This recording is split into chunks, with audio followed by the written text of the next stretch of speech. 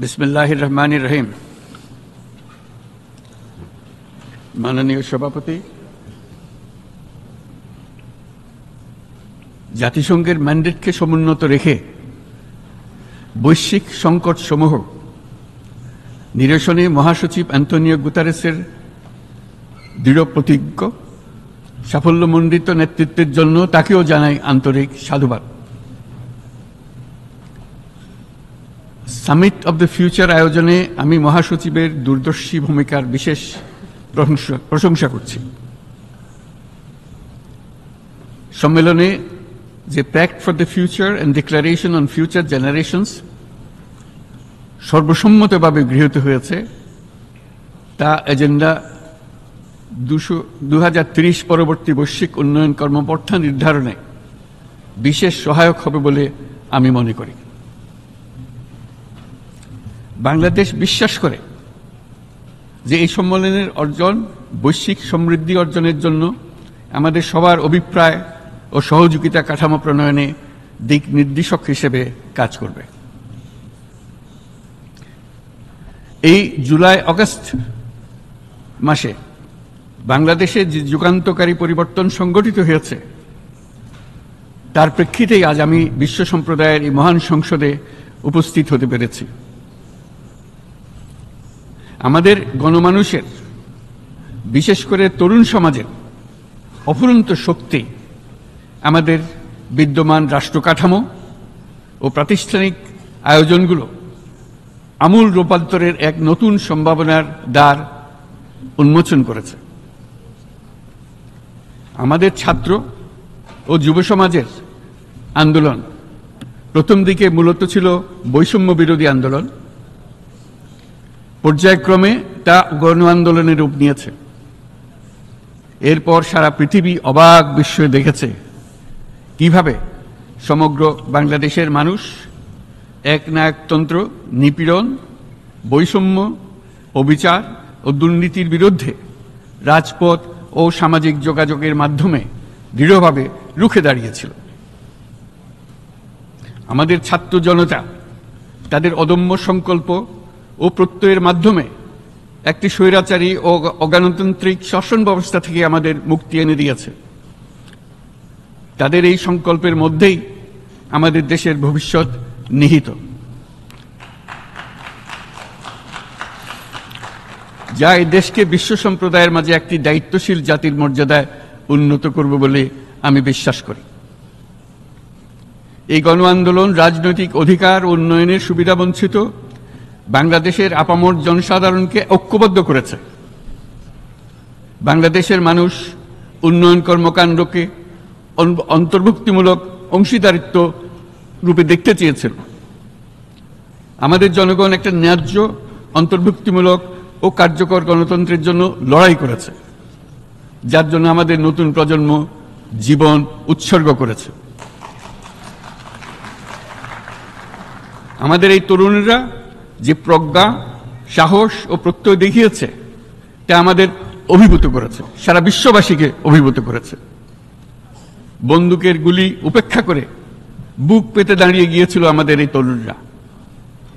অবৈধ রাষ্ট্র ক্ষমতার বিরুদ্ধে প্রবলভাবে সোচ্চার হয়েছিল আমাদের তরুণ তরুণীরা, স্কুল পড়ুয়া কিশোর কিশোরীরা। তারা নিঃসঙ্গ চিত্তে উৎসর্গ করেছিল তাদের জীবন। শত শত মানুষ চিরতরে হারিয়েছে তাদের দৃষ্টিশক্তি। আমাদের মায়েরা, দিনমজুরিরা ও শহরের অগণিত মানুষ তাদের সন্তানদের কাঁধে কাঁধ মিলিয়ে নেমেছিল রাজপথে। তপ্ত রোদ, বৃষ্টি, মৃত্যুভয়কে তোয়াক্কা না করে তারা সত্য ও ন্যায়সঙ্গত আকাঙ্ক্ষার বিরুদ্ধে দীর্ঘকালব্যাপী রাষ্ট্রযন্ত্রকে পরিচালনা করার অশুভ ষড়যন্ত্রকে পরাভূত করেছিল। জনগণের এই আন্দোলনে আমাদের জানামতে প্রায় 800-এরও বেশি জীবন আমরা হারিয়েছি স্বৈরাচারী শক্তির হাতে। উদারনীতি, বহুত্ববাদ ও ধর্মনিরপেক্ষতার উপর মানুষের গভীর বিশ্বাস থেকেই বাংলাদেশ রাষ্ট্রের অভ্যুদয় হয়েছিল। 1971 সালে যে মূল্যবোধকে বুকে ধারণ করে আমাদের গণমানুষ যুদ্ধ করেছিল, সেই মূল্যবোধকে বহু বছর পরে আবার জেনারেশন জি, যে প্রজন্ম জি, নতুনভাবে আমাদেরকে দেখতে শিখিয়েছে। এরকমটি আমরা দেখেছিলাম 1952 সালের ভাষা আন্দোলনে, বাংলাকে মাতৃভাষা হিসেবে প্রতিষ্ঠার সময়। বাংলাদেশের এই অভ্যুত্থান আগামী দিনগুলোতে বিশ্বের বিভিন্ন প্রান্তে মানুষকে মুক্তি ও ন্যায় বিচারের পক্ষে দাঁড়াতে প্রেরণা যোগাবে। আমাদের মুক্তি ও গণতান্ত্রিক আকাঙ্ক্ষাকে বাস্তবে রূপ দিতে আমি তাই আজ বিশ্ব সম্প্রদায়কে আমাদের নতুন বাংলাদেশের সঙ্গে সম্পৃক্ত হওয়ার উদাত্ত আহ্বান জানাচ্ছি। মাননীয় সভাপতি, যে রাষ্ট্র কাঠামো দুঃসহ হয়ে গেছে তার পুনর্গঠনের জন্য আমাদের তরুণরা, দেশের আপামর জনসাধারণ একমত হয়ে আমার এবং আমার উপদেষ্টা পরিষদের উপর আস্থা রেখে সরকার পরিচালনার এক মহান দায়িত্ব আমাদের উপর ন্যস্ত করেছে। এই দায়িত্ব গ্রহণের পর আমরা গভীর বিস্ময় ও হতাশার সঙ্গে মুখোমুখিভাবে দেখতে পাচ্ছি কিভাবে সর্বগ্রাসী দুর্নীতি একটি কার্যকর গণতান্ত্রিক ব্যবস্থাকে ধ্বংসস্তূপে পরিণত করেছে, কিভাবে রাষ্ট্রের মূল প্রতিষ্ঠানগুলোকে নির্মমভাবে দলীয়করণের আবর্তে বন্দী করে রাখা হয়েছিল, কিভাবে জনগণের অর্থকে লুটপাট করা হয়েছিল, কিভাবে একটি বিশেষ স্বার্থান্বেষী গোষ্ঠী সমস্ত ব্যবসা বাণিজ্যকে অন্যায়ভাবে নিজেদের হাতে কুক্ষিগত করে দেশের সম্পদ অবাধে বিদেশে পাচার করে দিয়েছে। এক কথায় কিভাবে প্রত্যেকটি পর্যায়ে ন্যায়, নীতি ও নৈতিকতা অদৃশ্য হয়ে গিয়েছিল। এরকম এক অবস্থার দেশকে পুনর্গঠন এবং জনগণের কাঙ্ক্ষিত রাষ্ট্র ব্যবস্থা প্রতিষ্ঠিত করার জন্য আমাদের উপর দায়িত্ব প্রদান করা হয়েছে। অতীতের ভুলগুলোকে সংশোধন করে একটা প্রতিযোগিতামূলক ও শক্তিশালী অর্থনীতি এবং ন্যায়ভিত্তিক সমাজ ব্যবস্থা গড়ে তোলায় এই মুহূর্তে আমাদের মূল লক্ষ্য। বর্তমান পরিবর্তিত পরিস্থিতিতে সকল রাজনৈতিক দল এখন স্বাধীনভাবে তাদের মতামত প্রকাশ করতে পারছে। যে সব ব্যক্তি বা প্রতিষ্ঠান রাষ্ট্রীয় কাজ ও সিদ্ধান্ত গ্রহণ করার প্রক্রিয়ায় সম্পৃক্ত তাদের প্রত্যেকের জবাবদিহিতা নিশ্চিত করাই আমাদের অগ্রাধিকার। আমরা মানুষের মৌলিক অধিকারকে সমুন্নত ও সুরক্ষিত রাখতে দৃঢ়প্রতিজ্ঞ।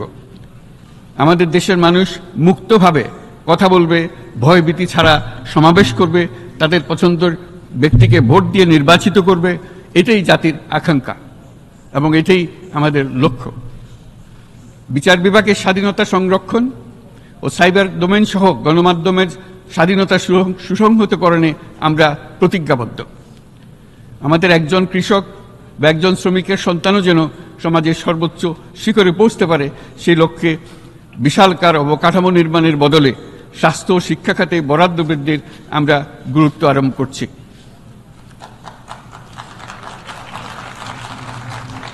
রাষ্ট্র ব্যবস্থার সকল পর্যায়ে সুশাসন ফিরিয়ে আনাই আমাদের অভীষ্ট। বাংলাদেশে যেসব আন্তর্জাতিক, আঞ্চলিক এবং দ্বিপাক্ষিক চুক্তির পক্ষভুক্ত সেগুলো প্রতিপালনে আমাদের সরকার বদ্ধপরিকর।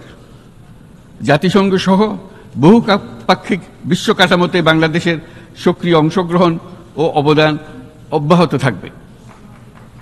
পারস্পরিক শ্রদ্ধাবোধ, মর্যাদা ও স্বার্থরক্ষণের ভিত্তিতে বাংলাদেশ বিশ্বের সকল রাষ্ট্রের সাথে বন্ধুত্বপূর্ণ সম্পর্ক বজায় রাখবে। বাংলাদেশ মনে করে যে শান্তি রক্ষা ও সংঘাত মোকাবেলা জনগণের সমৃদ্ধি নিশ্চিত করার মূল চালিকা শক্তি। সাম্প্রতিক বিপ্লবকালে আমাদের ইতিহাসের সবচেয়ে কঠিনতম সময়ে জনগণের মুক্তির আকাঙ্ক্ষা পূরণে তাদের পাশে দৃঢ়ভাবে দাঁড়িয়ে আমাদের সাহসী সশস্ত্র বাহিনী সমূহ আরও একবার শান্তির প্রতি তাদের অঙ্গীকার প্রমাণ করেছে।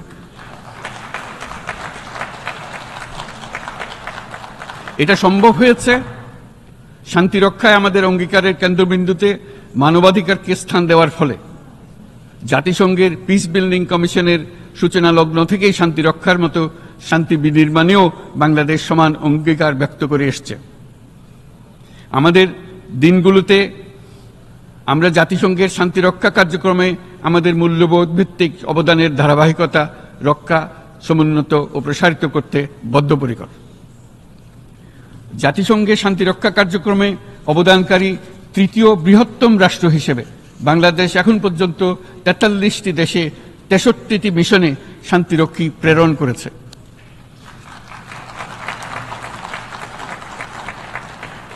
বসনিয়া থেকে শুরু করে কঙ্গো পর্যন্ত বিশ্বের বিভিন্ন প্রান্তে এসব মিশনে দায়িত্ব পালনকালে 168 জন বাংলাদেশি শান্তিরক্ষী নিজেদের জীবন বিসর্জন দিয়েছে। আমরা আশা করি যে কোনো অবস্থায় নানা প্রতিকূলতা সত্ত্বেও জাতিসংঘের ভবিষ্যৎ শান্তিরক্ষী কার্যক্রমগুলোতে বাংলাদেশের প্রতিরক্ষা বাহিনীর সদস্যরা একইভাবে অবদান রাখার সুযোগ পাবে। মাননীয় সভাপতি, আমাদের সকলের বাসস্থান এই পৃথিবী বৈশ্বিক অগ্রাধিকারগুলোকে সঠিকভাবে নির্ণয় করতে আগ্রহী। জলবায়ু পরিবর্তন আমাদের সকলের অস্তিত্বের প্রতি হুমকি স্বরূপ। এই গ্রীষ্মে সর্বকালের রেকর্ড ভঙ্গকারী তাপদাহ আমাদের জলবায়ুজনিত পরিবর্তনের কথা স্পষ্টভাবে স্মরণ করিয়ে দিয়েছে।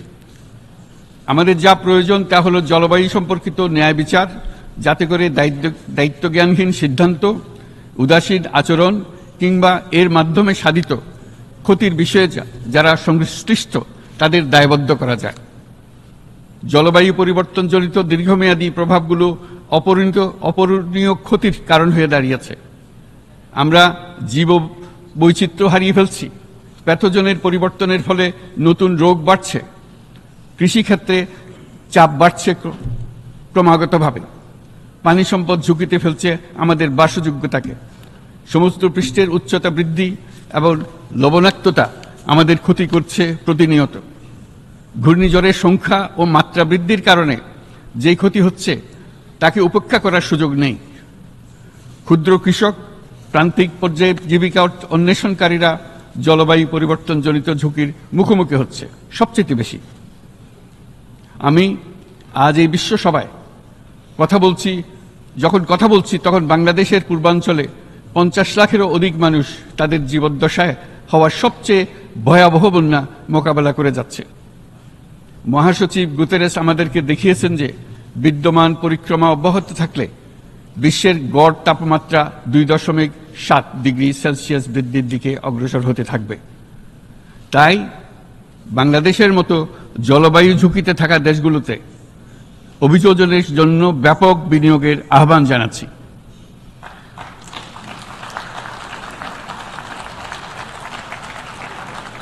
এছাড়াও উদ্ভাবনী শক্তির প্রয়োগ, অতিরিক্ত অর্থায়নের মাধ্যমে লস অ্যান্ড ড্যামেজ ফান্ডকে কার্যকর করা আমাদের জন্য অত্যন্ত গুরুত্বপূর্ণ।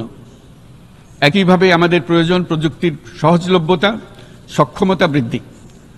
নির্দিষ্ট করে বললে আমাদের দরকার জীবন রক্ষাকারী প্রযুক্তি, বিশেষত কৃষি, পানি এবং জনস্বাস্থ্য খাতে, যেখানে ক্ষুদ্র ক্ষুদ্র উদ্ভাবন এবং সমাধানসমূহ ঝুঁকিতে থাকা জনগোষ্ঠীকে রক্ষা করতে পারে। জলবায়ু সংকটের মোকাবেলা এবং বৈশ্বিক অর্থনীতি সুসংহতকরণে আমাদের যুগপথভাবে কাজ করতে হবে। বিশ্ব সম্প্রদায় এখন কার্বন মুক্ত পৃথিবী গড়ে তুলতে মনোযোগী হচ্ছে। বিশ্বের অধিকাংশ মানুষকে এই ধরনের পরিবর্তনের সুফলভোগী করতে হলে নেট জিরো পৃথিবীর দিকে আমাদেরকে অগ্রসর হতে হবে। বাংলাদেশের মতো দেশগুলোকে সাথে নিয়ে যেতে হবে। তা না হলে পারস্পরিক দায়িত্ববোধের মাধ্যমে পারস্পরিক সমৃদ্ধি অর্জনে আমাদের সার্বজনীন অঙ্গীকার পূরণে পিছিয়ে পড়ব আমরা। এই ক্ষেত্রে আমি বিশ্বাস করি সমগ্র বিশ্ব একসাথে 3-0 লক্ষ্য অর্জনের ধারণা বিবেচনা করে দেখতে পারে, যার মাধ্যমে আমরা শূন্য দারিদ্র্য, শূন্য বেকারত্ব এবং শূন্য নেট কার্বন নিঃসরণ অর্জন করতে পারি। যেখানে পৃথিবীর প্রতিটি তরুণ তরুণী চাকরি প্রার্থী না হয়ে বরং উদ্যোক্তা হিসেবে নিজেকে প্রতিষ্ঠিত করার সুযোগ পাবে।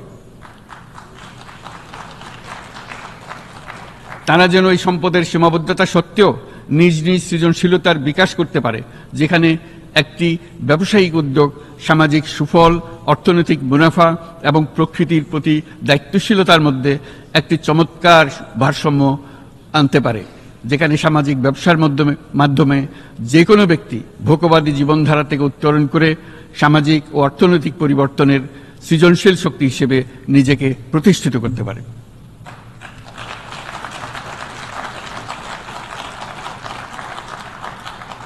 এই সময়ে তাই প্রয়োজন উন্নত উন্নয়নশীল সকল দেশসমূহ এবং বিভিন্ন অংশীদারদের মধ্যে নতুন দৃষ্টিভঙ্গি, নতুন মূল্যবোধ এবং নতুন একতা। সামগ্রিকভাবে এই লক্ষ্য অর্জনে জাতিসংঘ ব্যবস্থা, জাতীয় আঞ্চলিক পর্যায়ে সরকারসমূহ, সকল ব্যবসা প্রতিষ্ঠান, বেসরকারি অংশীজন এবং দাতব্য সংস্থাগুলোকে একসঙ্গে কাজ করতে হবে। আমাদের অর্থনৈতিক কাঠামোতে সামাজিক ব্যবসাকে স্থান দিলেই নিচের অর্ধেকাংশ মানুষের জীবনে তা বিরাট পরিবর্তন আনতে পারে।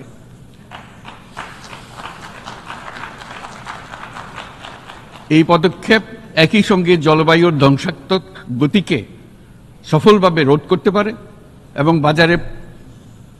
বাজার ব্যবস্থার মাধ্যমেই এই মীমাংসা হতে পারে। এ বিষয়ে আমি মহাসচিব গুতেরেসের বিশেষ দৃষ্টি আকর্ষণ করছি। মাননীয় সভাপতি, বহুমুখী সংকটে জর্জরিত বর্তমান বিশ্বে যুদ্ধ এবং সংঘাতের ফলে ব্যাপক ভিত্তিতে মানুষের অধিকার খর্ব হচ্ছে। বিশ্ববাসীর উদ্বেগ এবং নিন্দা সত্ত্বেও গাজায় গণহত্যা থামছে না।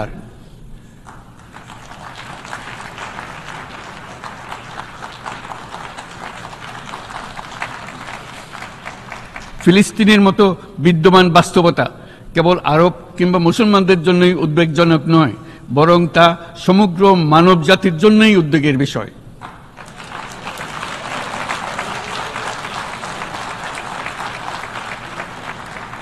একজন মানুষ হিসেবে প্রত্যেক ফিলিস্তিনির জীবন অমূল্য।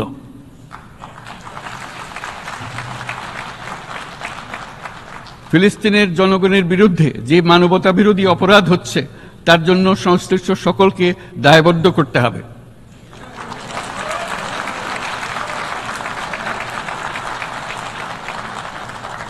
ফিলিস্তিনের জনগণের উপর চলমান নৃশংসতা, বিশেষত নারী এবং শিশুদের সাথে প্রতিনিয়ত যে নিষ্ঠুরতা বিশ্ব দেখাচ্ছে, তা থেকে নিস্তারের জন্য বাংলাদেশ অনতিবিলম্বে সম্পূর্ণ যুদ্ধবিরতির আহ্বান জানাচ্ছে।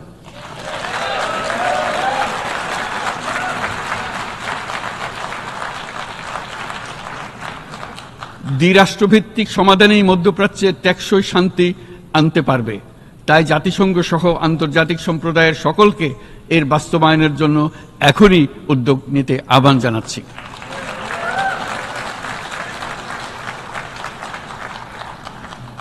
গত 2.5 বছর ধরে ইউক্রেনে চলমান যুদ্ধে বহু মানুষ প্রাণ হারিয়েছে।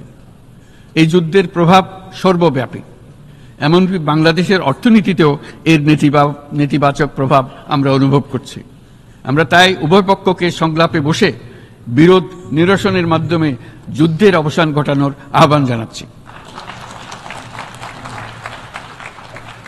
মাননীয় সভাপতি, বাংলাদেশ গত 7 বছর যাবৎ মায়ানমার হতে আগত 12 লাখেরও বেশি রোহিঙ্গাদের মানবিক কারণে আশ্রয় দিয়ে আসছে।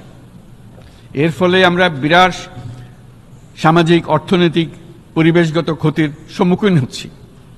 মায়ানমারের অভ্যন্তরীণ সমস্যা থেকে সৃষ্ট এই সংকট বাংলাদেশ ও আমাদের অঞ্চলের জন্য প্রথাগত ও অপ্রথাগত উভয় ধরনের নিরাপত্তা ঝুঁকির কারণ হয়ে দাঁড়িয়েছে। মায়ানমার থেকে বাংলাদেশে বলপূর্বক বাস্তুচ্যুত রোহিঙ্গাদের সহায়তা করতে আমরা অঙ্গীকারবদ্ধ। আমরা রোহিঙ্গাদের জন্য মানবিক সহায়তা কার্যক্রম চালু রাখা এবং তাদের টেকসই প্রত্যাবর্তন নিশ্চিত করার উদ্দেশ্যে আন্তর্জাতিক সম্প্রদায়ের পর্যাপ্ত সহায়তা অব্যাহত রাখার আহ্বান জানাচ্ছি। রোহিঙ্গাদের সাথে সংগঠিত হওয়া ব্যাপক ভিত্তিক মানবাধিকার লঙ্ঘনের জন্য আন্তর্জাতিক বিচার আদালত এবং আন্তর্জাতিক অপরাধ আদালতে চলমান বিচার প্রক্রিয়ার মাধ্যমে ন্যায় বিচার নিশ্চিত করাও সমানভাবে গুরুত্বপূর্ণ। রোহিঙ্গারা যাতে নিজ দেশে স্বাধীন এবং মর্যাদাপূর্ণ জীবনযাপন করতে পারে, সেই লক্ষ্যে অনুকূল পরিবেশ তৈরিতে জাতিসংঘ অন্যান্য আন্তর্জাতিক প্রতিষ্ঠানের ধারাবাহিক প্রচেষ্টার প্রশংসা দাবিদার। এই লক্ষ্যে রোহিঙ্গারা যাতে পর্যাপ্ত নিরাপত্তা ও অধিকার নিশ্চিত করে তাদের নিজ ভূমি রাখাইনে ফিরে যেতে পারে, তার পথ সুগম করা অত্যন্ত দরকার। মায়ানমারে প্রতিনিয়ত পরিবর্তনশীল অবস্থা বিবেচনা রেখে বাংলাদেশ আন্তর্জাতিক সম্প্রদায়ের সাথে একযোগে রোহিঙ্গাদের নিজ দেশে মর্যাদাপূর্ণ টেকসই প্রত্যাবর্তনের জন্য পরিবেশ সৃষ্টিতে কাজ করতে প্রস্তুত।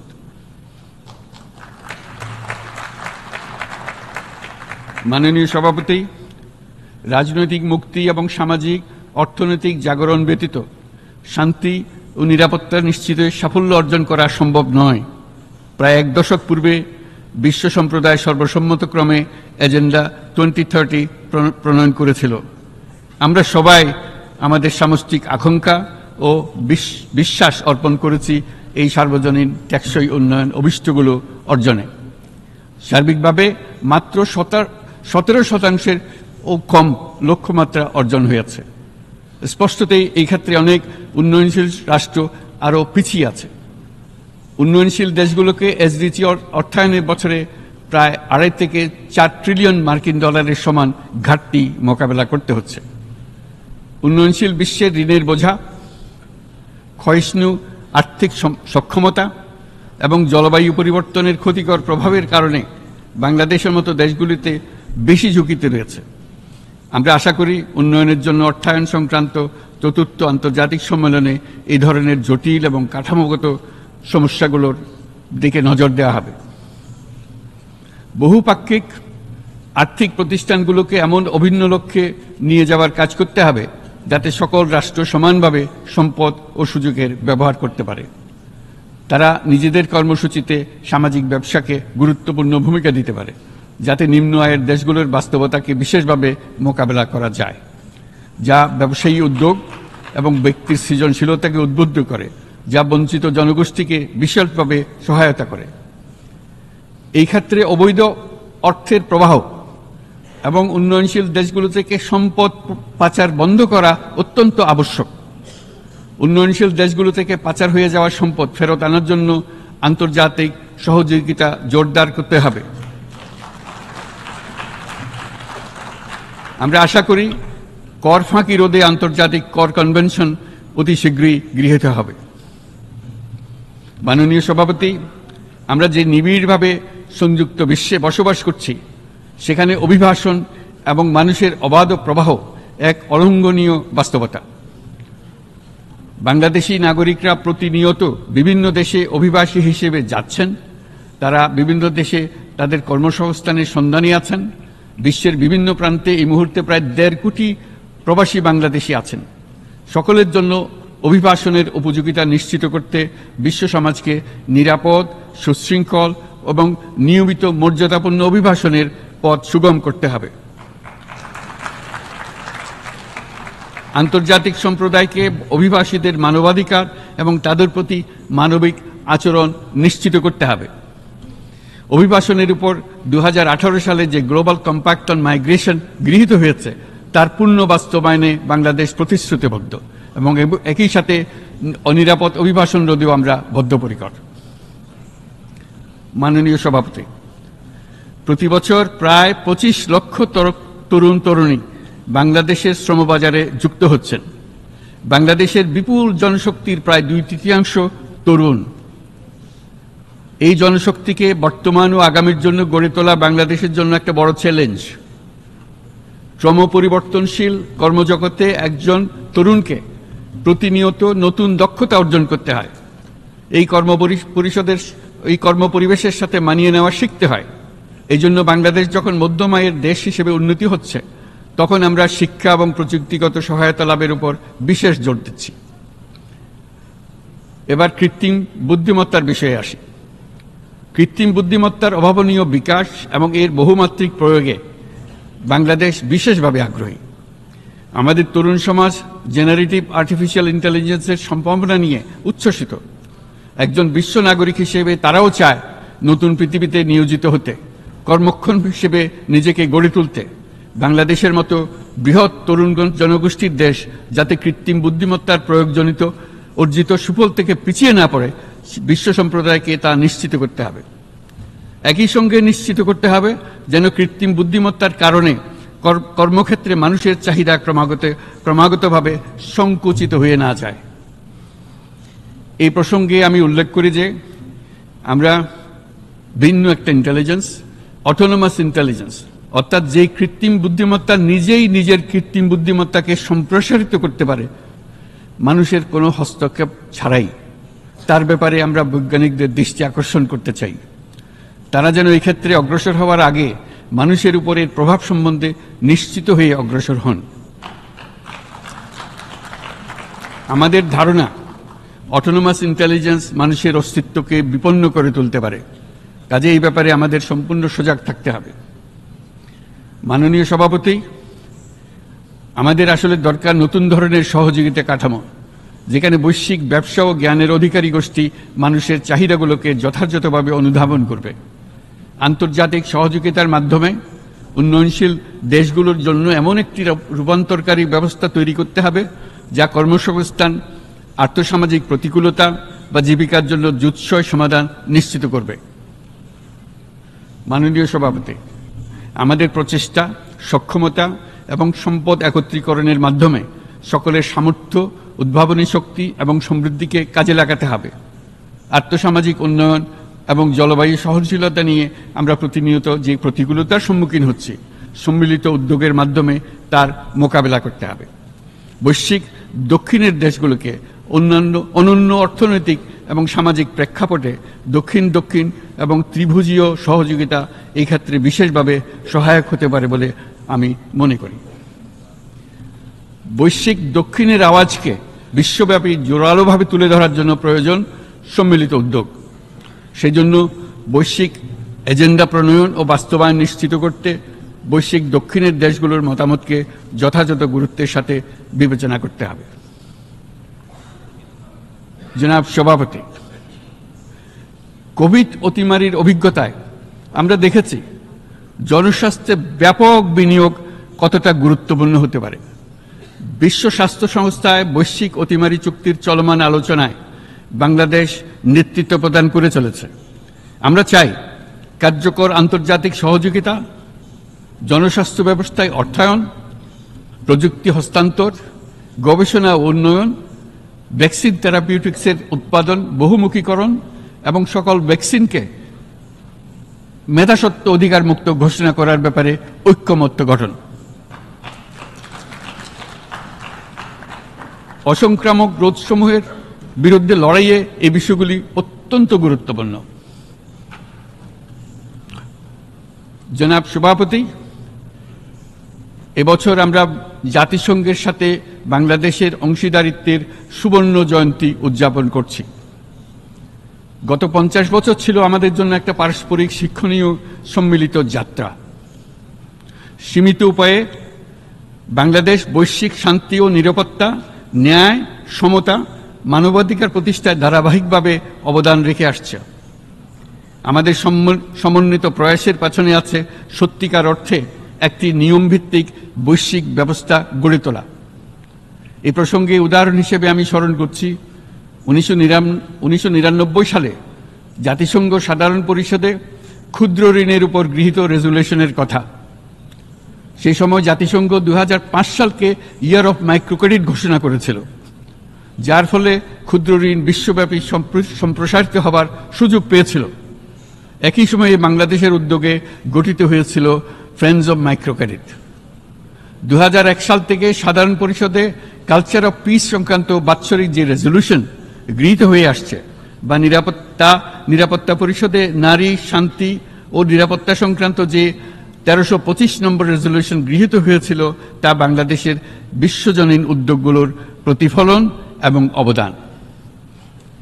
মাননীয় সভাপতি, আজ এই মহান বিশ্বসভায় বিশ্ব নেতৃবৃন্দের উপস্থিতিতে প্রতিধ্বনিত হচ্ছে শান্তি, নিরাপত্তা, ন্যায় বিচার প্রতিষ্ঠা এবং সম্পদের সুষম বন্টনের মাধ্যমে সকলের অন্তর্ভুক্তি নিশ্চিত করার আহ্বান। সদস্য রাষ্ট্র হিসেবে আমাদের প্রত্যেককে আজ গভীরভাবে অনুধাবন করতে হবে কিভাবে আমরা নারী, পুরুষ সকলের জন্য ও আগামীর দিনগুলোতে উদ্যোক্তা হবার সমান সুযোগ সৃষ্টি এবং তাদের ক্ষমতায়ন নিশ্চিত করতে পারি। সকল বৈশ্বিক সমস্যার সমাধানের জন্য আমাদের সবার হাতে যথেষ্ট সক্ষমতা, সম্পদ এবং উপায় রয়েছে। আসুন আমরা জাতীয় বা আন্তর্জাতিক যেসব প্রতিশ্রুতি দিয়েছি তা বাস্তবায়ন করি এবং অর্থনৈতিক ক্ষেত্রে সামাজিক ব্যবসার ধারণা প্রতিষ্ঠিত করে সকল প্রকার বৈষম্য, অসমতার অবসানে ঐক্যবদ্ধভাবে আমরা কাজ করি। বাংলাদেশের তরুণরা প্রমাণ করেছে যে মানুষের স্বাধীনতা, মর্যাদা ও অধিকার সমুন্নত রাখার অভিপ্রায় কোনো উচ্চাভিলাষ নয়, বরং এটা সকলের নিশ্চিত প্রাপ্য। আজ এই মহান সমাবেশে আপনাদের উপস্থিতিতে শান্তি, সমৃদ্ধি ও ন্যায় বিচার নিশ্চিত করতে আন্তর্জাতিক, আঞ্চলিক এবং জাতীয় পর্যায়ে বাংলাদেশে তার ভূমিকাকে ক্রমাগতভাবে জোরদার করার নিশ্চয়তা দিচ্ছে। আজ আপনাদের সবাইকে শুভেচ্ছা জানাচ্ছি, ধন্যবাদ জানাচ্ছি।